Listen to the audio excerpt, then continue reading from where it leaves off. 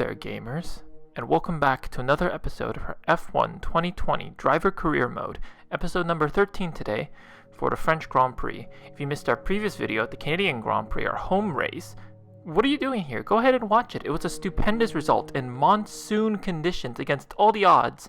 I'll spoil it now. We got our first win of the season, of our career, in an Alfa Romeo, which is crazy to think of, but we gotta focus on France now. As you see, we invest in a major turbocharger upgrade, which for our durability, which hopefully will help make our engine last until the end of the season, because I don't want to rack up unnecessary penalties. And while we get our major engine upgrade that was scheduled for France, but our tire wear upgrade fails, so we have to reinvest in that. But anyway, here we go into the French Grand Prix, and we're going to increase the difficulty by 5, because while I love the win in Canada, I just don't think we were supposed to win that race. And, oh my god. It's the worst. It's mixed conditions for France, which is going to make things a little complicated now, because now it's really damage control. Do we go for a dry setup and damage control during the wet portion of the race, or do we put on a wet setup and damage control for qualifying and the race, and the rest of the race?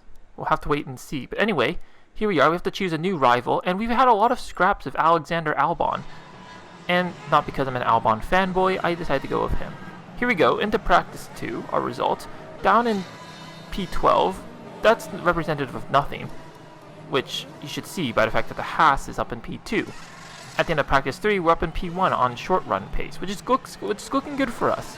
But that means nothing because Gio's in 10th. But let's just head into qualifying.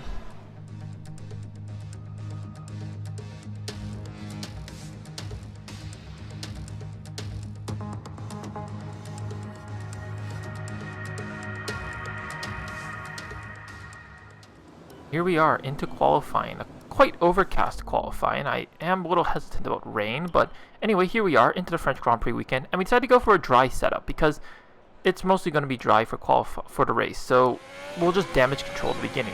Here we are onto our first flying lap of Q1, onto the circuit Paul Ricard, and while this isn't my best lap, I forgot to record the first part of my best lap. So here we are, we're just going to show this full lap.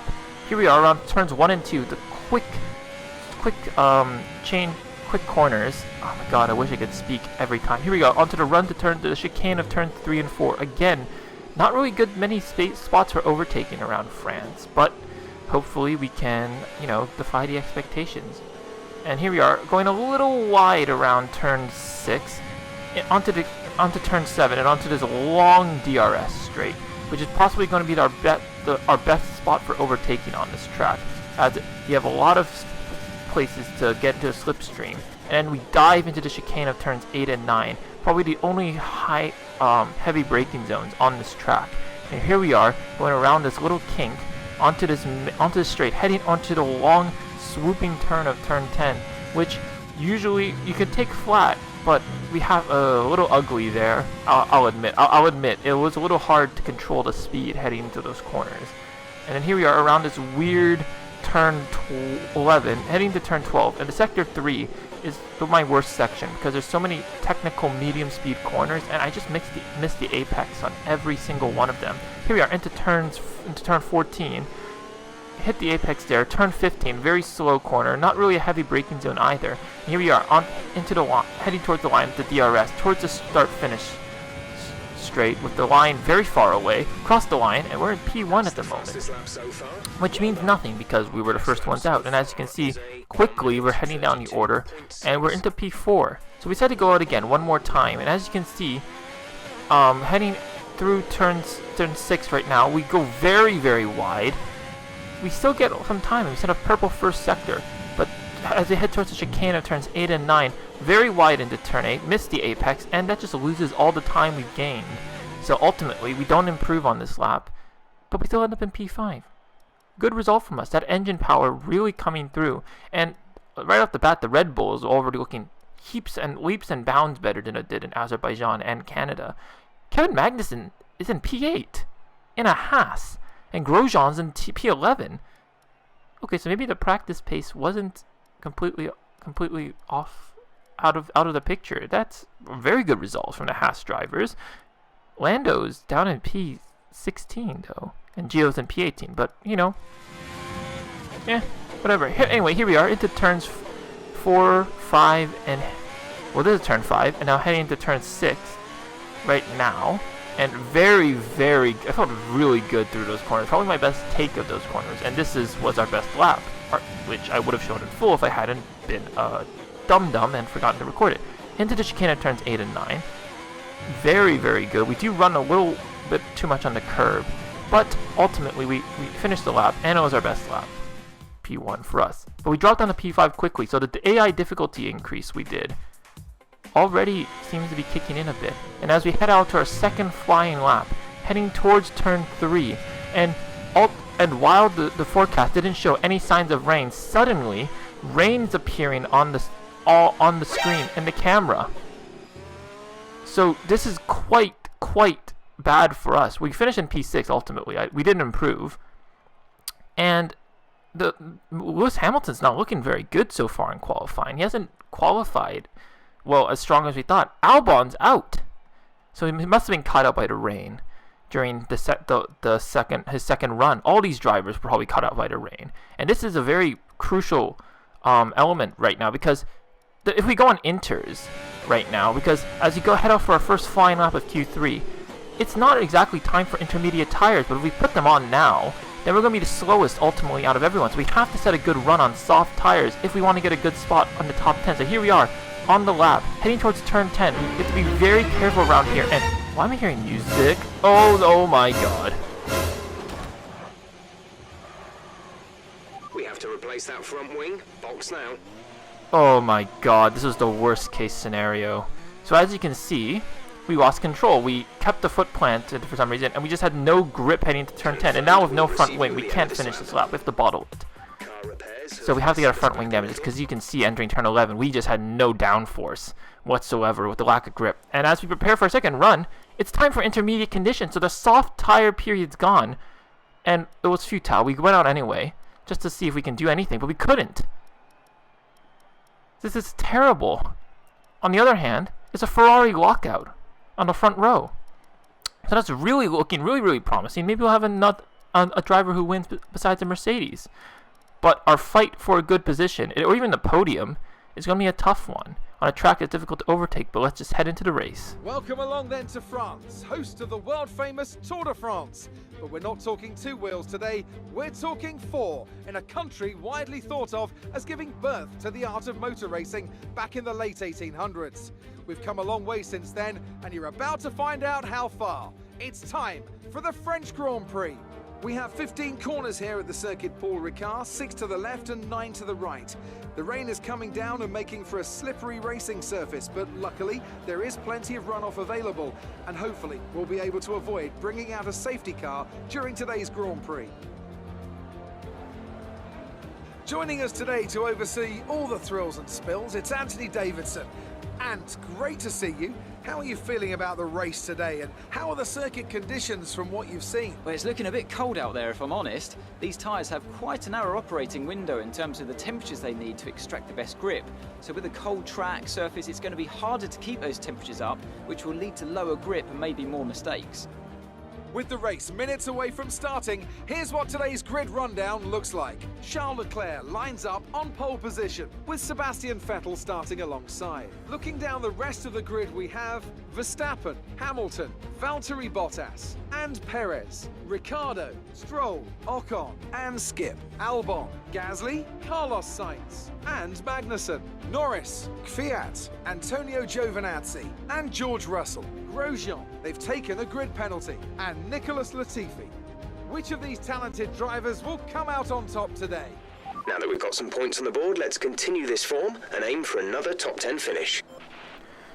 I mean, Jeff, we're in the top 10. I don't see us going backwards, hopefully. But anyways, here we are into the race. And as you can see on the strategy, it says to go to intermediate tires for both stops. But ultimately, we're not going to, because at some point, around a third of the way into the race, it's going to stop raining. So we could gain a lot of positions if we time our strategy right and we switch to dry tires at the right time. But it's all about our timing. But we're going to have the damage control right now because we are on a dry setup. But here we are, to 5 red lights for the French Grand Prix. and 5 lights out, and away we go. And oh my god, a lot of wheel spin off the line. A repeat of our start at Canada. We almost go into the side of Esteban Ocon, the hometown favorite of this race. We go alongside our fellow Canadian, and we get sandwiched by Ricciardo and Stroll into turn 1. Make some contact at the back of the racing point. Thankfully, no front wing damage. And as we're sliding along the track, trying to stay on the dry line created by the top 8 cars, we slot into P9 with Esteban Ocon still along our back, all our gearbox. So the AI difficulty increase is definitely playing right now. He tries to go around the outside. We have a compromised entry into turn 3, but we get it back in turn 4. And now we're all grouping up around turn 5 and turn 6, and we create the gap again. So pretty good start from us. We did make a position off the line, and let's see if we can keep this trend up. And now as we head into turn 10, oh, as you can see, we can't take this flat. No way. I'm lifting off definitely, and even then, I'm sliding around. So the track is still very wet, but heading into turn 15 now, keeping very close to Lance Stroll. We take a little wide line. We try to go for a pseudo switchback move. Heading down the main straight, we flip into Rich Mix and ERS, gets into Stroll's slipstream, and we pass the racing point with ease. So this slipstream effect around France, looking pretty good, I do have to, if I say so myself, as we break Lance Stroll. Here's the replay. As you can see, taking a wide line, and we do get better traction over our fellow Canadian, and the slipstream, man, in France, so powerful, and we're just able to glide past him. So if we can stay close to Daniel Ricciardo, who is next on our list, we can hopefully do the same move. But oh my god, as you can see, even without the power, we're just drifting and sliding. It's so wet along that turn, and turn 10 has just become treacherous, as we just don't have the downforce to take it flat out as maybe like a Mercedes can. But here we are, up along Daniel Ricciardo's gearbox. We slide out, we go flip on the Rich Mix and the ERS, but we have to go back into Daniel Ricciardo's slipstream. We gain a little more overspeed, and that the little bit of slipstream we get does the trick. As we pass Ricciardo before turn 1, braking, becoming the last of the late breakers ourselves, and we take the position from him. So great result. Great start from us. He made up 3 positions, but Daniel Ricciardo isn't giving up. He's all up our gearbox, and we're feeling the pressure as we head into turn 3. Take a wide line. We miss the apex of that turn, and then we slide and miss the humongous apex. We humongously miss the apex. Ricciardo's all on our outside. We take out the bollard around turn 5, but we keep the position, thankfully. So that was stressful. Here's from Daniel Ricciardo's T-cam, and you can just see just how tight he is all on his lines. And meanwhile, as we approach the section where I was just saying we were being heavily compromised on, just look at the difference. Look how tight and clean he looks, especially on turn 4. Look at the gap I leave him. He easily could have gone up that gap if there was a little more space for braking, but ultimately a bit of a corner cut from us. But we do keep the position, thankfully. And now heading into turn 10? Turn 10, yes. Oh wow, we ride the curb a little too much, compromise our line, go off the track a bit, but we've developed quite a gap to Daniel Ricciardo. But at this point, I've forgotten to take up to disable the ERS after the run to turn 8. So I'm just understeering into all of these corners, and at this point, I think that maybe it's because dry setup's compromising us, and thankfully the ERS disables itself. Thankfully. Anyway, here we are on the back of Perez, but without the ERS, we don't get that bit of boost in terms of engine power, so we're not able to pull off the same move we pulled on both Ricciardo and Stroll. So we got to wait another lap, and here we are onto lap 5 now, trying to make it around Sergio Perez into the complex before the main DRS straight, sorry. And we go up the inside of Perez into turn 5, but it's turn 6, sorry, my bad, but compromised entry there. We have to ride too much of the curb, and as we attempt to slot back into position, Daniel Ricciardo, again, like in Azerbaijan, immense pace. We try to squeeze him out, going a little too aggressive, like, oh god, like a certain Russian driver who's driving for Haas right now, and, well, thankfully we keep the position, but that was a little over-aggressive on my part. You can't go off the racing line to defend against someone. But here we go, from Daniel Ricciardo's T-cam, once again, and as you can see the struggle we've had to go around Perez and how we compromise our line, going very wide, very clumsy, and as he's in our slipstream, he easily could have passed us, and as you can see, clearly trying to force him off the track way too much. Yeah, Daniel Ricciardo's frustration clearly exemplified in his statement on the radio. But here we are, towards the end of lap 5 now. We're going to pull off this. We're going to see if we can pull off that same move again. Going right in the curb a little too much, but now we have ERS, and we open the Rich Mix, get in the slipstream, but Perez is a little farther away than the others were, but here we are, get the slipstream, overspeed, we're going to see if we can late brake into turn 1, we brake late, Perez is on the inside, we give him the space, there could have been contact, but we don't make contact, surprisingly. And we make it around and make it into P6 on the road. Amazing stuff from us. And if you look at the replay, look at how close we get to the racing point right here. As we pause right here, thank God we give each other space. But look how close we are. There's like at least a millimeter, less than a millimeter probably, between our cars. And if one of us had turned in a little more, we easily could have spun each other out. But thankfully, we give each other the respect. Perez does go ride the curb a bit to avoid us, but we did try to give him as much space as possible. But here we are, and as you can see, it's drying up. There's no more rain pouring down, and the track does look like it's drying off.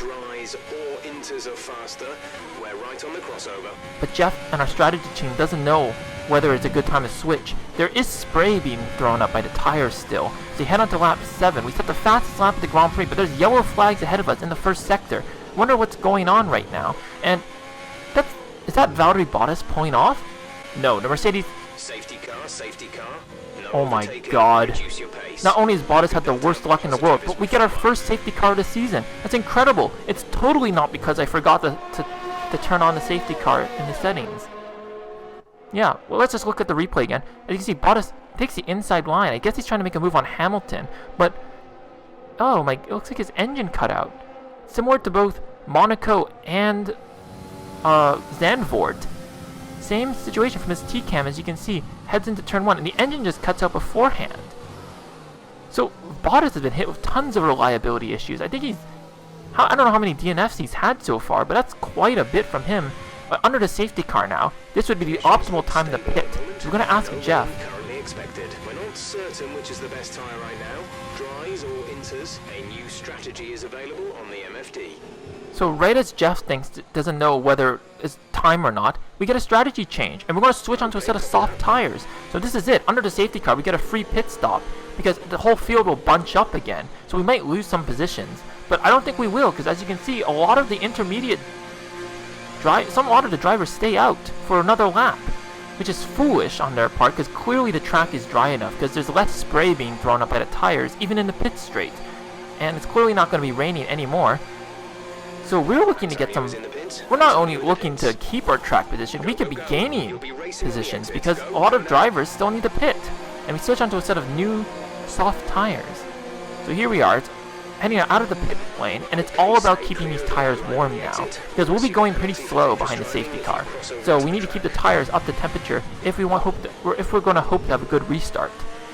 This is exciting. This is great. And as you can see, all these drivers heading into the pits right now, and there's only 3 drivers in front of us. Hamilton, Verstappen, and Vettel leads us. Vettel in a Ferrari is leading this race. I wouldn't be mad personally if Vettel won this race.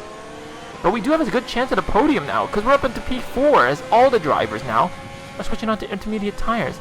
As you can see, I'm weaving. I'm trying to keep the tires warm,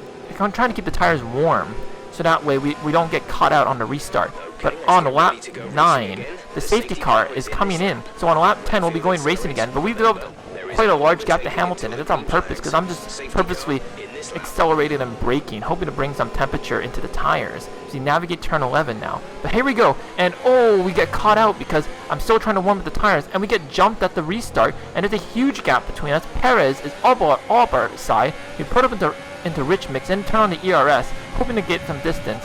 And with green flag racing, we're off again, and now we can get a podium. But Hamilton is the driver we have to beat. So this is going to be a tall order for us to deal with right now. But on a dry track on soft tires, we could do it. But we're going to switch to Hamilton's POV, because while I was looking up at the replay, look at this movie. This is a world-class overtake on Verstappen around turn 10, taking the inside line. And that could have gone so poorly. As you can see, that's just the difference between a high downforce car like the Mercedes and an Alfa Romeo. Look at that speed. And they're side by side through that corner. Like, he's able to take that flat, and that's how he's able to get the speed past Verstappen on that corner. And in a way, Hamilton's blessed us, because now we have Verstappen ahead of us now. As we turn on the ERS and the rich mix right out of our exit of turn 15 down this main straight.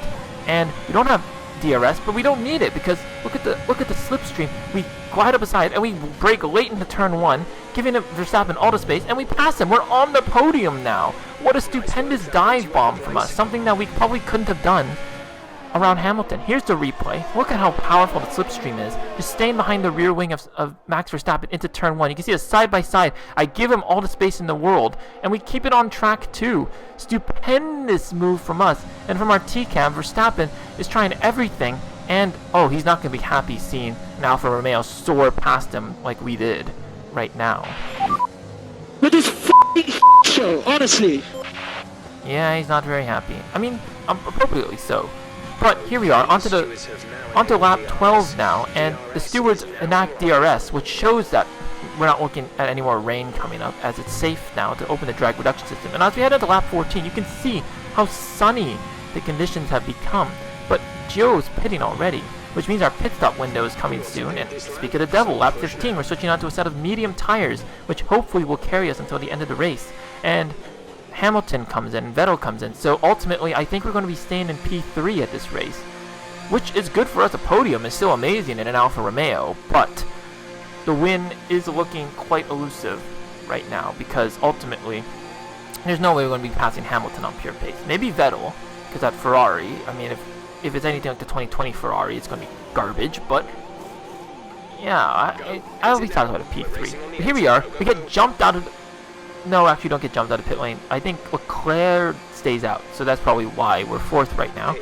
But everyone's going to be pitting soon, so we're still going to be, we're P4, but we're provisional P3, because ultimately we're going to get that position back. And as you can see, it's completely dry. The track is completely dry now, so that little variability factor is gone. But as you can see, has Hamilton, he's going to overtake Vettel. He's on the soft tires. Why has he done that? There's no way. Hamilton might be a great tire saver, or good at managing his tires, but there's no way he's going to make us a set of soft tires last until the end of the race. As he passes Vettel with ease heading into turn 10. Look at that, around the outside into turn 10. That is why he's a 7-time world champion. I know it's a game, but you know he's going to do it. Anyway, here we are. Rich mix, DRS, we're going to make a move past Sebastian Vettel. We soar past Vettel, and we just block him from block the apex, and we get P2. Amazing stuff from us. Look at that. This just shows how powerful the DRS on the main straight is. And that's a beautiful move. We passed Vettel before the corner. So that's a great move from us. But as we head on to lap 20, we set the fastest lap of the Grand Prix. So we're showing immense pace.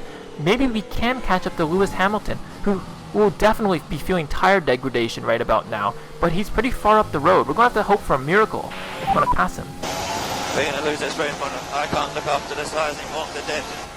I don't know what you're thinking when you keep these tires on, man. So box. Are you kidding? Hamilton's pitting. Hamilton's pitting, and this isn't going to be like the Spanish Grand Prix where he's going to be able to catch up, because he's going to. No, wait, this isn't happening. No way. We're about to inherit P1 of this race, and we're not going to be stopping. So Hamilton's compromising himself and pitting again onto another set of soft tires. And as you can see, Vettel passes him on the main straight, and he's going to be passed by Verstappen in the Red Bull, and even Charles Leclerc. As you can see, he's going to be popping up on our replay camera right now. So Hamilton has sacrificed 4 positions because of a poor strategy by Mercedes. Mercedes, the usual flawless people, have messed up the strategy, but Hamilton, he's still going to be able to do this on the soft tires. He's got pace. Here we go. We're going to see if he can catch him. On the same lap, he's up behind Charles Leclerc, and he's going to pull the same move he did on Max Verstappen around turn 10. Amazing move up the inside. We got to show that again. Look at the tire advantage he has and the grip. Stupendous stuff from him. Look at that move. World-class maneuver around past the Ferrari. And speaking of which, now he's up into the podium places, and he passes Verstappen down the DRS straight towards turn 8 and passes him with ease. But the laps are ticking by. Well, can Hamilton keep up this pace without degrading the tires? The tire wear on France isn't as bad as Spain, but he's still got a task ahead of him. And here's P2 of Sebastian Vettel on the next lap, heading towards turn 8, and he passes him with ease. You need to hope for a miracle. You have to hope for a miracle, but he could do it. Is he going to do it? He's got a lot of clean air in that Mercedes, and will he be able to catch us? No, he won't. It's the last lap. We're heading into turn 15 right now, and we're still in the lead with 9 seconds ahead of Hamilton. So on the main straight, we're going to win not only our second race, but our second race in a row in an Alfa Romeo. This is amazing. Mercedes gave us that win, and we're going to take it. What an amazing result. Fantastic. You've won the Grand Prix. A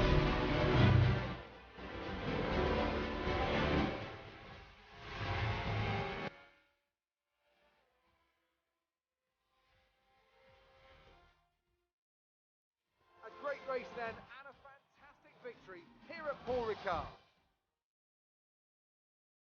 And talk to me, what do you think it was that sealed the win for them? Well, the safety car completely changed the race, didn't it? It's hard to say exactly what would have happened without it, but there's no question that they came out of that situation in a good position. So here they come now, out onto the podium. It's thrilling to see this team go toe-to-toe with the best teams in the sport and come out on top. What a superb victory from the Alfa Romeo team.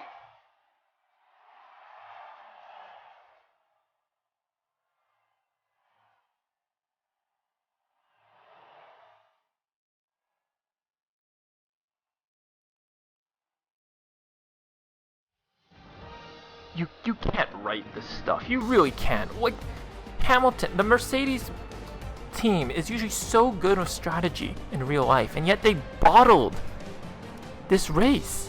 This was in the bag for Lewis Hamilton, but for some reason they put him on a set of soft tires. Surely they should have known. That's incredible. And incredibly too, Vettel gets on the podium. So you know what? I mean, he may not have gotten the win, but pretty good race from him, and a pretty good race from Max Verstappen as well. And while Romain Grosjean did kind of steal driver today, I think personally from us, coming from P19 to P11 is still a good result in a Haas as well, to be fair. And well, unfortunately Albon cannot capitalize on the same success as his teammate. And Gio, he does make up one place, but compared to us, like, my god.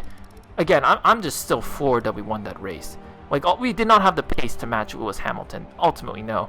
And with that win, 2 wins in a row, we make up 3 places in the Drivers' Championship. We're P4. We're behind the Hambot Ver in an Alfa Romeo. Someone, like, this shouldn't be happening. I'm sorry, this shouldn't be happening. But we did raise the difficulty, as I showed. So this was clearly just a botched strategy by the Mercedes team to gift us that win. And we passed Racing Point to get P4 in the championship. So ultimately, an amazing day and a great start to our rivalry. I mean, this has just been the ideal episode, a perfect episode. And hopefully we can carry this luck into our next race at the Austrian Grand Prix. Thank you so much for joining me today and experiencing this jubilation with me. If you liked the video, please like, share, and subscribe, and leave a comment down below and show your love for this channel. Remember, I'm Isolation Gamer 05. Thank you so much for joining me. Stay safe out there in this crazy world, and until next time, can we make it 3 wins in a row? Wait and see. Until then, peace out.